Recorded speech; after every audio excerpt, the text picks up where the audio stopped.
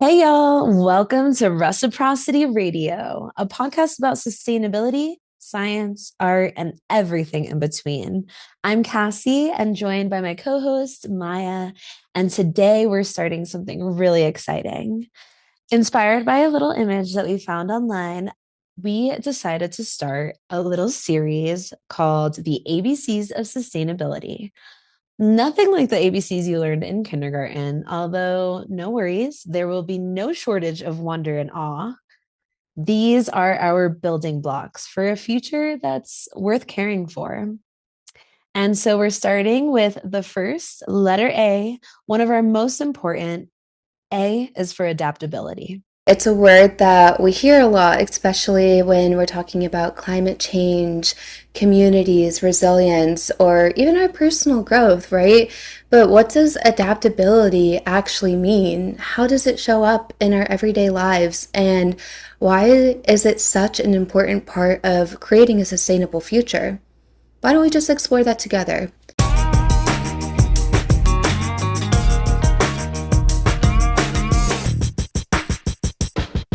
So, Maya, what exactly is adaptability? Adaptability is the ability to adjust to changing conditions while continuing to move forward.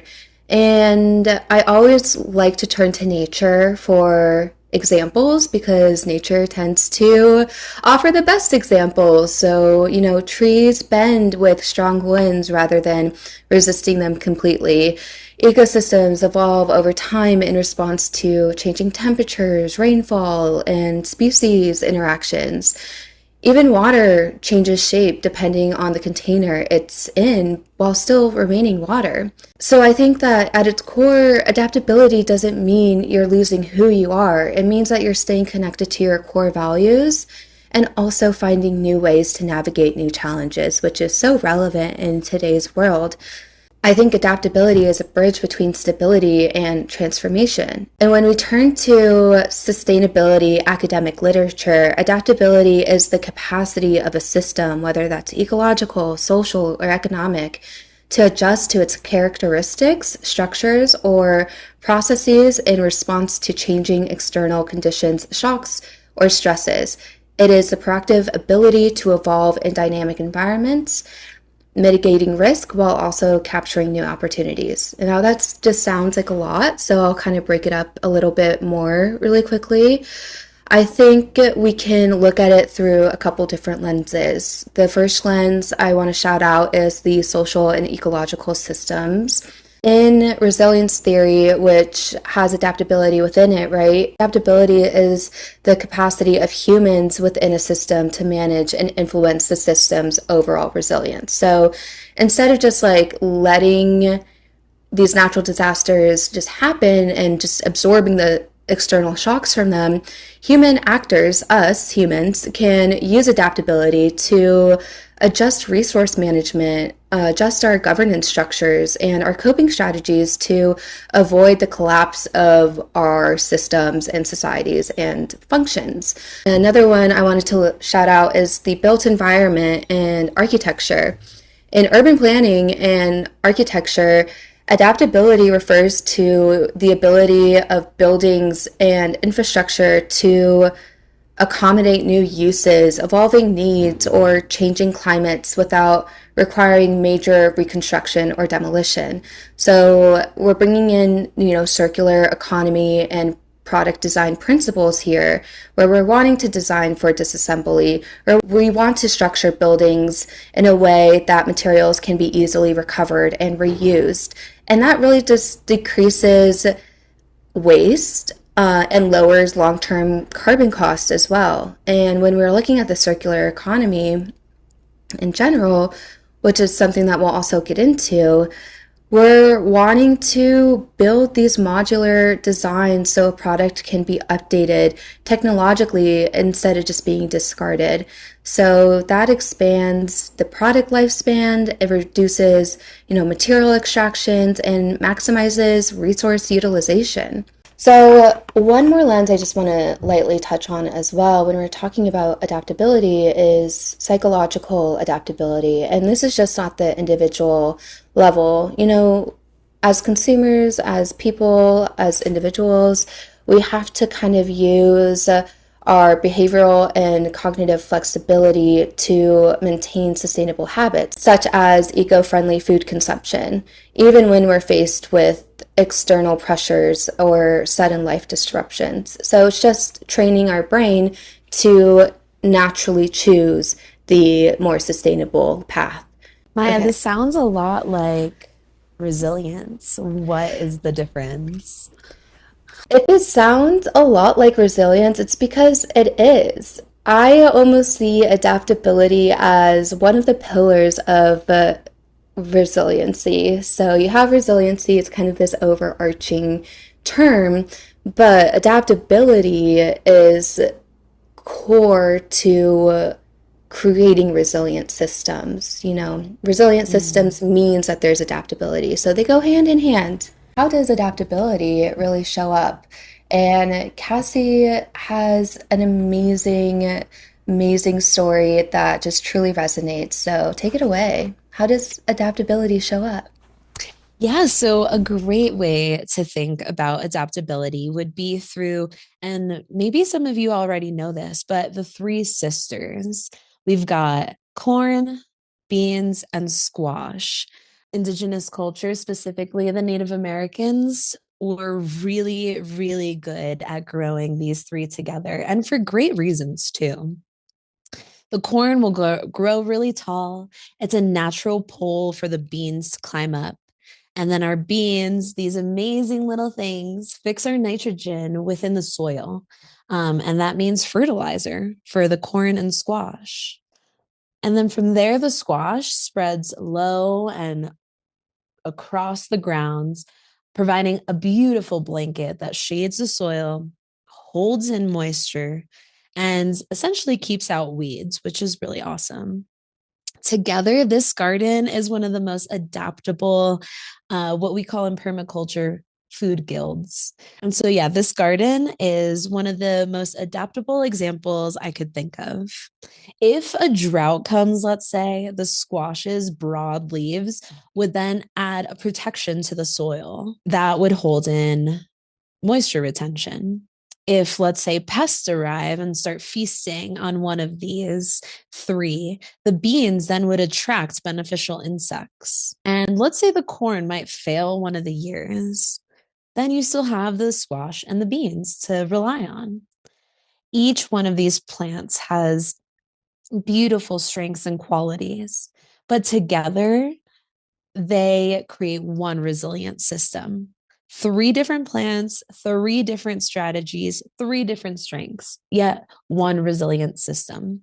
This is what we call adaptability because there are options within this. There is biodiversity, there is redundancy and resilience all throughout the interaction that these three have together. And that's powerful. And that's what we're talking with adaptability. If you want to go a step further, we could contrast this with just a cornfield. So think of yourself at a cornfield. There's row after row of the same crop. If a pest comes for the corn, that field is done. Let's say the weather, whether it's too rainy or really dry, there's no backup here. There's no other plant that you can depend on in order to provide a backup, not only for the crop itself, but for the environment. This is the opposite of adaptability. This is monocrop culture. And that makes the whole system really fragile as well as inefficient. So here's the thing. We build a lot of cornfields in agriculture, but not only there, but in energy in our economy. There is monocultures of every resource. And now our weather is ticking up a few notches, and we can call it strange. It's getting a little strange out here. And so, what can we do? We must adapt. It's not a should we or could we, it's we must adapt. And we can learn from the three sisters that with our individual strengths, collectively, we can adapt together. I love that so much. I love the story of the three sisters. It honestly reminds me that we're all here for each other on a human level too, right? Sometimes adaptability isn't always comfortable and you have to show up. When I think about adaptability, I think about the many ways people and communities continue to show up for one another despite uncertainty. And the biggest example I can think of that is happening in the United States right now is with ICE. There's so many stories out there of communities going to places where there's vendors and migrant workers who are from different countries and ICE showing up and taking them, kidnapping them. And a lot of communities have shown up for our immigrant community. And it's awesome. One big example is people coming together and mobilizing to patrol areas where they know ICE is going to show up. And when ICE does show up, they let the people in the surrounding area, mostly migrant workers or immigrants or whoever, vendors, they let them know that they're there so they can know to get the fuck out, that they should run, that they need to be protected. And not only that, these people have also videotaped, and we are now allowed to see what ICE is doing to these people, and they actually are taking them and kidnapping them and tricking them. And these communities have come together to help our immigrants not only try and be safer in these times of uncertainty, but also be their advocates. And I think that's really important. And I don't know, just the three sisters kind of reminded me of that. Absolutely. No, I absolutely see the parallel. Right now, we have this big change happen in the United States where race is a big stressor and a very valid thing to feel is dangerous to our community and our people. And so when we're thinking in sustainability terms, adaptability isn't who's the strongest and the toughest, like perhaps our ICE workers really feel that they are.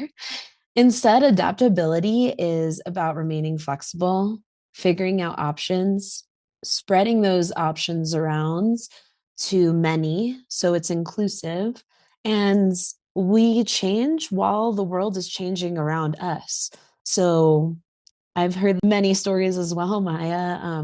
Me being from New Jersey, I always have my eye on things that are going on out there because there's so many immigrant communities out there. If not, it's predominantly immigrants that live in that area. And so when I see that people have to change their way of life, it's about not operating in a space of fear, but of the art of not breaking when the wind blows, like you were saying earlier with the trees.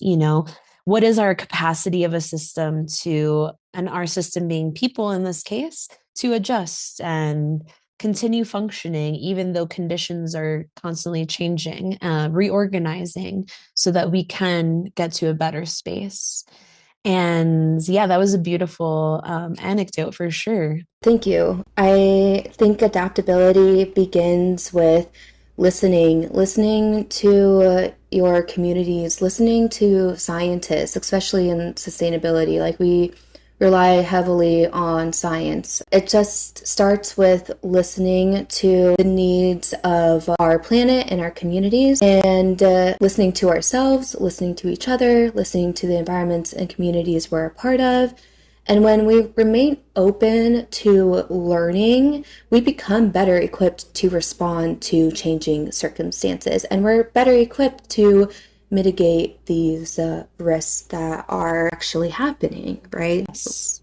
I love For that you said adaptability. learning, Maya. I think that that's a superpower, if you will, of adaptability is not just reacting to everything, but listen, watch, observe, get wiser over time, learn, truly take the time to learn. You have to remain flexible, like we're talking about, as well as diversify yourself, your knowledge, your friend groups, and the like. There's multiple ways to do things. And that's what we're talking about, even with the three sisters. If one fails, then the others keep working, and then it's not a total loss. We're all getting to where we need to go collectively.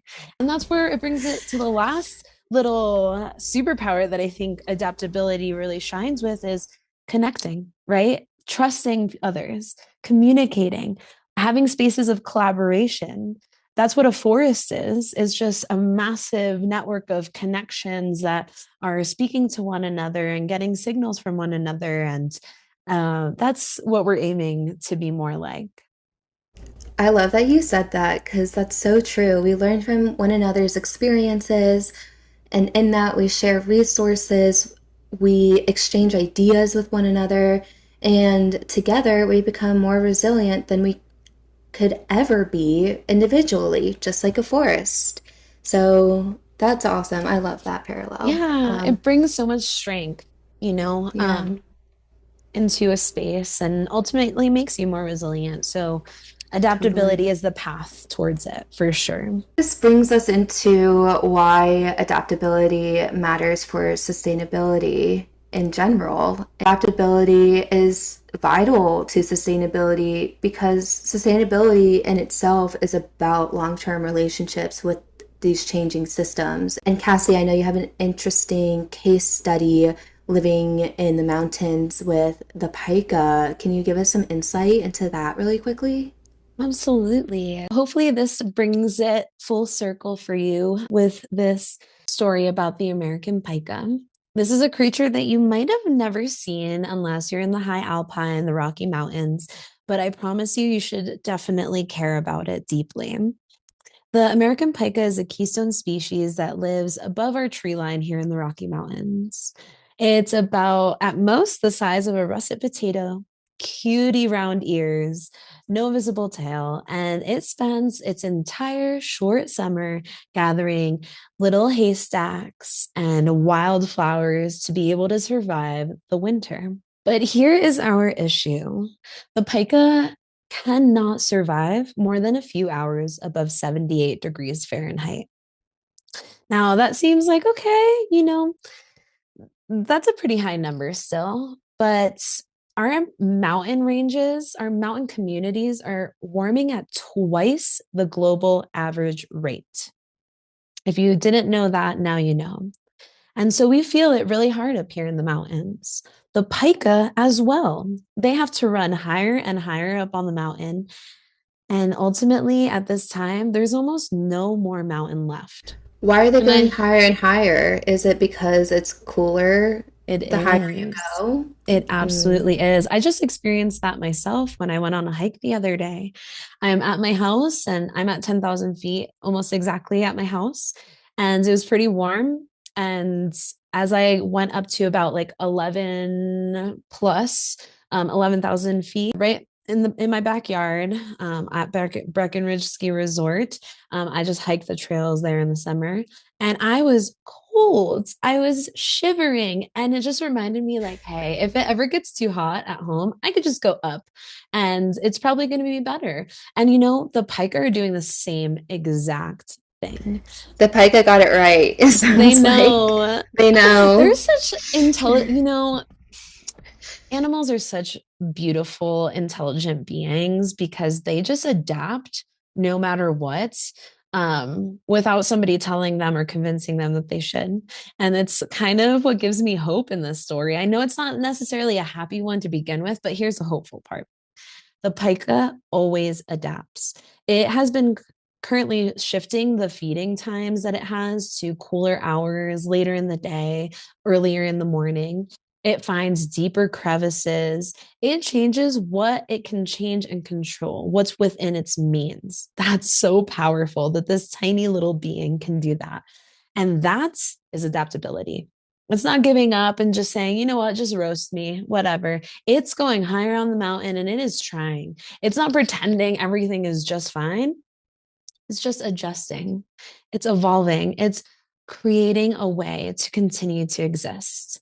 And so that's pretty much what sustainability is as well. In essence, it's not about trying to achieve this perfect or like returning back to some perfect past that we never experienced, but in our mind, exists or maybe never actually existed. Adaptability is about learning to dance with the changes happening around us. So, like Maya was saying, So much of adaptability and sustainability is about long term relationships.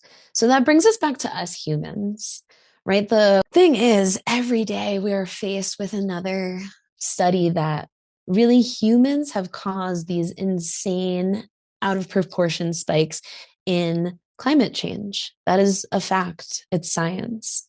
And so we have the absolute due diligence to create the sustainable solutions for our present and our future so that we can overcome. Because the other option is to just sit here and fry. And we're just not going to do that. We're going to be more like the pika guys. We must adapt. And the one thing that is different about us and the pika is pika are notoriously pretty solitary creatures. Us, though, although maybe media and social media and the like have you think that we're more isolated and different, but I promise you, underneath it all, we're more alike than anything else. And so we must adapt and adapt collectively. And that is where our strength comes from. I couldn't agree more. I think you said that so beautifully. Sustainability, we've defined it as meeting the present needs without compromising future generations' ability to meet theirs. And to do that, we do need to have systems that are flexible and resilient and capable of responding to changes that we can't fully predict today, right? Our planet, our communities are constantly changing.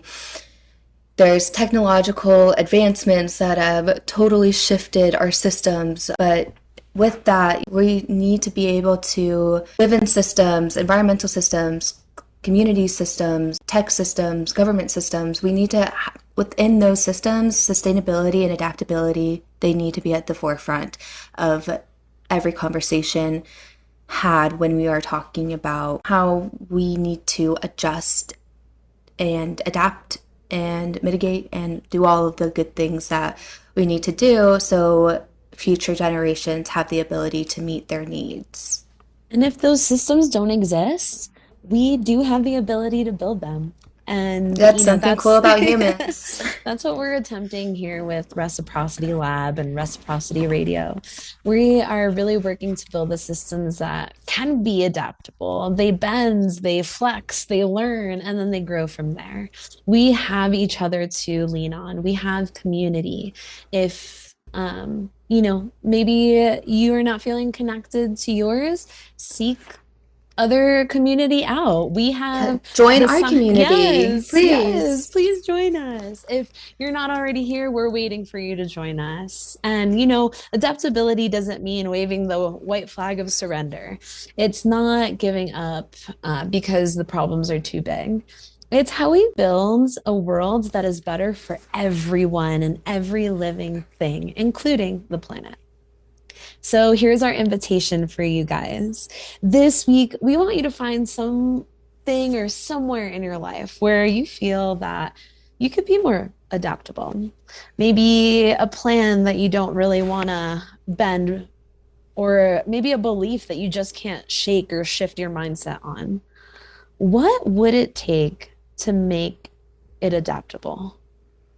Not, more tough, but more like a forest, more like the pika and our three sisters. I like that as a just simple reflection. Like, what does adaptability look like in your space, and what values are constant even as circumstances change and evolve, and how might your community even help support that process? And like anything in sustainability, adaptability isn't about perfection, but more so about staying engaged and remaining curious and continuing to learn. I hope that we gave a good definition, a little bit more insight, some concrete examples into what is adaptability. If this conversation resonated with you, we invite you to continue this conversation with us and with our community. Share your stories and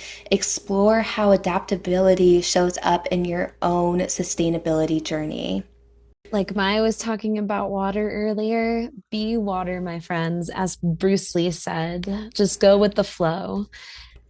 A is for adaptability, and adaptability is the first of our ABCs for a future worth caring about. Until next time, take care of yourselves, take care of one another, and keep cultivating reciprocal relationships with the world around you. Thanks for caring.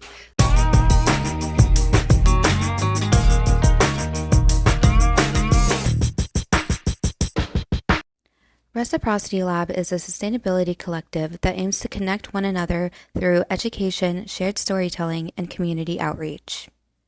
If you enjoyed today's episode, be sure to follow us on social media. The links are in our bio. Today's episode was co-created by Cassie Fetchick and Maya Morrissey, with editing done by Maya Morrissey. Artwork for that podcast is done by Zoe Coyle. Until next time, thanks for caring.